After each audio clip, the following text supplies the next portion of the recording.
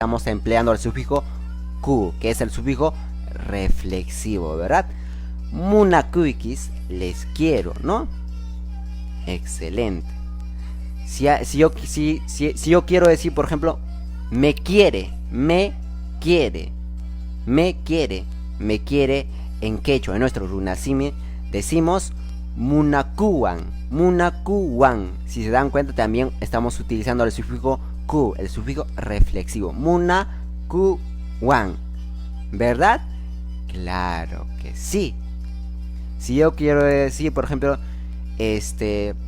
yo le quiero, digamos, a él o a ella, yo le quiero, en quechua, en nuestro runasimi se dice munakuni, le quiero o la quiero, ¿no?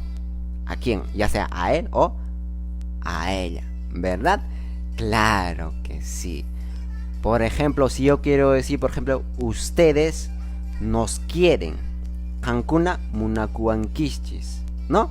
Ustedes nos quieren. ¿A quiénes? A nosotros, ¿verdad? Claro que sí, ¿verdad?